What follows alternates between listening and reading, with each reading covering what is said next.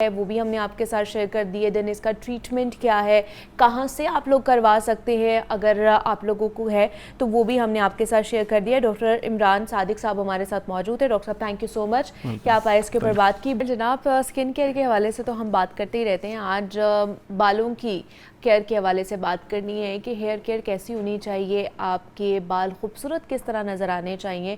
सबसे पहले जो मसला आजकल आ रहा है, बल्कि मुझे लगता है कि ये मसला रहता ही है हम सबको, कि जनाब हमारे बाल बहुत झड़ना शुरू हो जाते हैं, गिरना शुरू हो जाते हैं, हेयर फॉल बहुत ज़्यादा हो रहा है। हम एक दूसरे से ना बात कर रहे होते हैं कि तुम्हें भी ये हो रहा है, मुझे भी ये हो रहा है, लेकिन हमें समझ नहीं आती कि ये हो क्यों रहा है, ऐसी कौन सी इसके पीछे रीज़न्स हैं, हमारी ग़िज़ा में ऐसे कौन सा प्रॉब्लम है, यहाँ पर हम शैम्पू अच्छा यूज़ नहीं कर रहे हैं, या हम जो ऑयलिंग कर रहे हैं वो अच्छे तरीके से नहीं यूज़ कर रहे हैं, या हम और जो प्रोडक्ट्स लगा रहे होते हैं अपने बालों के लिए वो अच्छे नहीं है, तो जिसकी वजह से ये प्रॉब्लम हो रहा है। यहाँ पर ये सीज़न ये ऐसा होता है कि आपके बाल झड़ रहे होते हैं। दूसरा ये डेंड्रफ का मसला, ये सर्दियाँ आ रही हैं ना जनाब, मेरे सर में ऐसा डेंड्रफ आना शुरू हो जाएगा ना, और ये मसला सिर्फ मेरा नहीं है, बहुत सारी आधी आवाम का मसला है कि हमारा डेंड्रफ जो है ना उसकी वजह से सर भर जाता है। तो उसके लिए क्या रेमेडीज़ होनी चाहिए, क्या ऐसे प्रोडक्ट्स हैं जिसको हम यूज़ कर सकते हैं जिससे हमारी जान छूटे ये इस डेंड्रफ से। तो इस पर भी बात करेंगे। डिफरेंट ट्रीटमेंट जो है हेयर केयर के हवाले से वो कौन कौन से लिए जा सकते हैं, PRP है, एक्सोसोम्स थेरेपी आ गई हुई है, डिफरेंट थेरेपीज़ हमें मार्केट में नज़र आती हैं, तो कौन सी बेहतर है और कौन सी करवाई जा सकती हैं। तो इस पर बात करने के लिए डॉक्टर वर्दा सजाद ने हमें ज्वाइन किया है, कंसल्टेंट डर्मेटोलॉजिस्ट हैं, तो उनसे बात करते हैं। डॉक्टर वर्दा आपको वेलकम कहते हैं जागो लाहौर में, कैसी हैं आप? ठीक ठाक है? बिल्कुल ठीक, अल्लाह का शुक्र। डॉक्टर वर्दा बालों के हवाले से बात करनी है हमने, और अब बालों के गिरने का, हेयर फॉल का सबसे जो मेन कॉज है वो क्या होता है, जो कॉमन रीज़न है जिसकी वजह से हम सारे परेशान हैं कि जी बाल गिरते जा रहे हैं, उतने बाल आ नहीं रहे जितने बाल गिर रहे हैं। बिल्कुल सही बात है, आजकल ये एक बहुत कॉमन इशू चल रहा है और इसकी वेरियस रीजंस हैं। सबसे पहले तो जेनेटिक्स, कि जेनेटिकली आपकी फैमिली के अंदर क्या हेयर स्ट्रेंथ चल रही है, कैसा टेक्सचर चल रहा है। सेकेंडली फिर कुछ चीज़ें ऐसी हैं जो एनवायरनमेंट की वजह से, जैसे एनवायरमेंटल पोल्यूशन बहुत ज़्यादा है। अभी आपने थोड़ी देर पहले बात की कि डैंड्रफ बहुत ज़्यादा हो जाता है, और वो आजकल सर्दियाँ आने वाली हैं तो उसमें गर्म पानी बहुत इस्तेमाल करते हैं, जिसकी वजह से फंगस को ग्रो करने के लिए एक अच्छा मीडियम मिल जाता है, तो वो डैंड्रफ।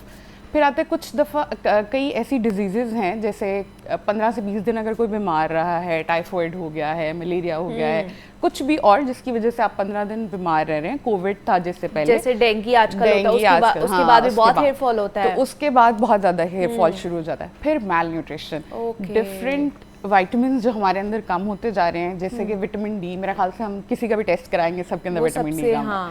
कैल्शियम, जितना calcium, vitamin D, folate, vitamin B12, जितनी ये चीज़ें बाकी ऑर्गन्स के लिए ज़रूरी हैं, उतनी ही आपके बालों के लिए, नेल्स के लिए, स्किन के लिए बहुत ज़रूरी हैं। फिर इसके अलावा हमारे पास डिजीज़ेज़ आ जाती हैं जो हार्मोनल इम्बैलेंसेस की वजह से, जैसे फीमेल्स के अंदर आ सकता है हार्मोनल इम्बैलेंस। हाँ, in the whole life time females go through up and down of the hormones, तो ये एक बहुत बड़ा फैक्टर है। देन थायराइड का भी कहा जाता है कि उसकी वजह से भी ये हो सकता है। बिल्कुल, थायराइड की वजह से हो सकता है। थायराइड की वजह से बड़े ब्रिटल से हेयर, ब्रेकेज बहुत ज़्यादा हो जाता है, टेक्सचर चेंज हो जाता है। हाइपोथायराइडिज्म, हाइपरथायराइडिज्म, थायराइड चाहे कम हो रहा है या ज़्यादा हो रहा है, जब भी इम्बैलेंस होगा तो उसकी वजह से हेयर फॉल ज़्यादा होगा। तो ये कुछ फैक्टर्स हैं जिनकी वजह से हेयर फॉल बहुत ज़्यादा होता जा रहा है in the younger generation and the older generation. और क्या इनका कोई सीजन भी होता है? जैसे हम किसी से बात करते हैं तो कहते हैं ओहो आजकल तो सीजन है बाल गिरने का, बाल झड़ने का, तो कोई बात नहीं, झड़ने दो। बिल्कुल बिल्कुल ऐसी, ये बिल्कुल ठीक बात है। सीजनल वेरिएशंस की वजह से बालों के अंदर, बालों के डिफरेंट फेजेस होते हैं, एनाजन, कैटाजन, टीलोजन फेजेस से बाल गुजरता है अपने पूरे ग्रोथ साइकिल के अंदर। तो सीजनल वेरिएशंस की वजह से ग्रोथ साइकिल ऊपर नीचे होता है, और फिर जो है वो हेयर फॉल हो सकता है। ठीक है। एक और सबसे बड़ी वजह केमिकल अब्यूज़। केमिकल अब्यूज़ जो हम जेल्स लगा रहे हैं हेयर स्टाइलिंग के लिए, ब्लीच यूज़ किया जा रहा है बालों पे, एक बॉन्ड ब्रेकेज के लिए, रिबॉन्डिंग बहुत चली थी, आपने दरमियान में सुना होगा। तो इस किस्म के जो प्रोसीजर्स हम बालों पे, डाइज अगर बहुत एक्सेसिवली यूज़ किए जा रहे हैं तो उसकी वजह से हेयर फॉल बहुत ज़्यादा, हेयर फॉल हो सकता है, ब्रेकेज हो सकती है, आपकी जो बालों के स्ट्रैंड्स वो ख़राब हो सकते हैं ना, उसके अंदर वो इलास्टिसिटी नहीं रहेगी। हम जैसे हीटिंग टूल्स बहुत ज़्यादा इस्तेमाल करते हैं, हेयर ड्रायर बहुत यूज़ कर रहे हैं, स्ट्रेटनिंग बहुत हो रही होती है, कर्लिंग रॉड्स, ये सब कुछ बहुत ऐड ऑन कर रहा है हेयर फॉल के अंदर। सही है। तो ये फिर इसके लिए क्या करना चाहिए? सबसे पहले तो क्या ट्रीटमेंट्स हो सकते हैं वो थोड़े से हमें बता दें कि अगर हार्मोनल इम्बैलेंस है, थायराइड का मसला है, तो उसके लिए क्या ट्रीटमेंट कराए जा सकते हैं? देन अगर वैसे ही कोई हेयर फॉल हो रहा है तो उसके लिए क्या ट्रीटमेंट्स हो सकते हैं? एक चीज जो मैंने पहले छोड़ी, स्ट्रेस बहुत ज्यादा, स्ट्रेस की वजह से भी। Okay, stress is an add on factor. अच्छा, ये सारे फैक्टर्स तो हमारी जिंदगी में चल रहे होते हैं, कोई ऐसा है ही नहीं जो ना हो। और मल्टीपल फैक्टर्स चल रहे हैं, सिर्फ ऐसा नहीं है कि एक दो फैक्टर्स चल रहे हैं, मल्टीपल फैक्टर्स को हम लेके चल रहे हैं। तो जब इसके ट्रीटमेंट की तरफ जाते हैं तो हम पहले कोशिश करते हैं कि एक ब्लड वर्कअप पूरा कराया जाए, ताकि वी गेट टू नो कि अंडरलाइन क्या कॉज है। किसी के अंदर कोई विटामिन्स कम है, कोई डिजीज पहले चल रही थी, उसकी वजह से इस तरह से इश्यूज आ रहे हैं। पहले तो एक वर्कअप हम करवाएंगे, उसके बाद हम ट्रीटमेंट डिसाइड करेंगे कि क्या होगा।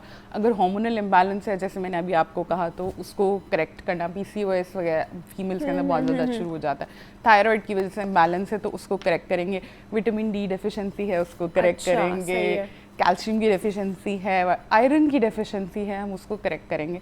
पहले तो ये, फिर हम प्रोसीजर्स की तरफ जा सकते। फिर हम लगाने के लिए सीरम्स की तरफ भी जाते हैं, जैसे आपने शायद माइनॉक्सिडिल का नाम बहुत माइनॉक्सिडिल बहुत मैं यूज भी करती हूं, आपको पता है, और उससे फर्क भी पड़ता है। बिल्कुल फर्क पड़ता है। इट्स नो जोक के जो अगर कहा जाए कि नहीं ऐसा नहीं, वो 100% मैं तो कहूंगी कि ये इट वर्क्स और ये यूज करना चाहिए। मेरे यहाँ से, मैं ना सही बात मैं कहूँ तो मैं यहाँ से गंजी होना शुरू हो गई थी, तो मुझे किसी ने बताया, डॉक्टर ने बताया कि आप माइनॉक्सिडिल यूज करें, तो मैं वो यहाँ पर लगाना शुरू करती हूँ। डर्मारोल थोड़ा सा करती हूँ, उसके बाद वो लगा लेती हूँ। रोलर से माइक्रो नीडलिंग की जा सकती है। उसके साथ हम डिफरेंट बूस्टर्स ऐड करते हैं, वो हम उसके साथ जा सकते हैं। फिर हम PRPs की तरफ चले जाते हैं। PRP is a very good procedure, लेकिन PRP इफेक्टिव करने के लिए अगेन बॉडी का हेल्दी होना बहुत ज़रूरी है। अगर आप एक हेल्दी पर्सन से ब्लड नहीं ले रहे, तो जो भी पेशेंट है जिसका हमने करना है, उसका ब्लड अगर हेल्दी नहीं होगा तो PRP हेल्दी नहीं होगा। उसके उतने अच्छे इफेक्ट्स नहीं आएंगे। वो ग्रोथ फैक्टर्स जो हमें रिक्वायर्ड है वो हमें नहीं मिल सकते अगर आपका ब्लड डेफिशिएंट है विटामिन्स के अंदर और डिफरेंट मतलब वो आपको अपनी डेफिशिएंसीज पूरी करनी है, then go for the PRP। उसके अलावा आपको कोई इफेक्ट नहीं उसका आएगा। आप जितने मर्जी सेशंस ले लेंगे तो फिर आप यही कहेंगे, डिफरेंट डॉक्टर्स के पास जाएंगे, you will get the sessions again. और मेरे ख्याल से इसलिए लोग जो है ना, वो डॉक्टर्स शायद उनको बताते नहीं अपने पैसे बनाने के लिए कि पहले जाके आप अपनी डेफिशिएंसीज पूरी करके आए, देन आप PRP कराएं। वरना कितने मैंने लोगों को देखा है, वो कहते हैं हमने तो इतने सेशंस ले लिए, हमें फायदा ही नहीं हो रहा। उसकी सबसे बड़ी वजह ये है कि अगर उनका ब्लड डेफिशिएंट होगा चीजों में, तो वो PRP कैसे इफेक्टिव हो सकती है, वो नहीं काम करेगी ना। सही अच्छा, अब उन डेफिशिएंसीज को दूर करने के दो तरीके हो सकते हैं कि इधर हम लोग पहले ट्रीट करें पेशेंट को विद गुड विटामिन्स, या फिर सेकेंडली हम बूस्टर्स ऐड कर दें एंड एक्सोसोम्स ऐड करें, जैसे अभी आपने थोड़ी देर पहले बताया हमें। Exosomes is the new thing. फिर वो आप एक्सोसोम्स की तरफ चले जाते हैं। एक्सोसोम्स में डिफरेंट ऑप्शन है, प्लांट बेस्ड हैं, कुछ ह्यूमन बेस्ड हैं, तो वो एक्सोसोम्स ऐड करके हम है, लेकिन they are effective. Okay, they are and then ultimately hair transplant. तो फिर ठीक है, मतलब PRP से नेक्स्ट जो एक ट्रीटमेंट है वो एक्सोसोम्स है। PRP तो हमारे ब्लड से उसको लिया जाता है ना। एक्सोसोम्स में भी ऐसा है, सॉरी मैं आपको बात कट कर रही हूँ, एक्सोसोम्स में भी ऐसा है कि हम आपके ब्लड से कुछ मशीन ऐसी हैं हमारे पास जिससे एक्सोसोम्स जो हैं वो बना सकते हैं। ठीक है। एंड सेकेंडली फिर कुछ जो है वो रेडीमेड आते हैं जो सिर्फ इंजेक्ट किए जाते हैं। और वो मतलब क्या एक सेशन होता है, 2 सेशन, कितने सेशंस होते हैं और उसका कोई विजिबल रिजल्ट आता है? It depends. ओके, कि अगर तो हेयर फॉल बहुत ज़्यादा है और फिर उसमें मल्टीपल सेशंस आपको लेने पड़ेंगे एक्सोसोम्स के, लेकिन ये कि एक्सोसोम्स के सेशंस PRP से कम ही होंगे डेफिनेटली। अच्छा, उसके अंदर ग्रोथ फैक्टर्स की अमाउंट बहुत ज़्यादा है, इन बिलियंस है, तो इसलिए एक्सोसोम्स के कम सेशंस, 1 सेशन इन 3 months और 6 months depending upon the type of exosomes we are using and the condition of the patient. Okay, तो पेशेंट असेसमेंट बहुत ज़रूरी है इसके अंदर। ठीक है, और ये एक्सपेंसिव है? Yes, it is. It's very expensive तो नहीं, लेकिन it's expensive. It's not everyone's cup of tea. Yeah, we can say that. लेकिन PRP is better अगर आप again पेशेंट को पहले अच्छे से ट्रीट करें और फिर PRPs की तरफ जाएं, तो उसके भी अच्छे रिजल्ट्स हैं। इन कॉस्ट इफेक्टिव भी है। PRP तो हमें मतलब जैसे हम मार्केट में देखते हैं, पॉकेट फ्रेंडली है, पॉकेट फ्रेंडली है, 7-8 हज़ार में एक सेशन हो जाता है, 10,000 तक ज़्यादा चला जाता है मैक्स।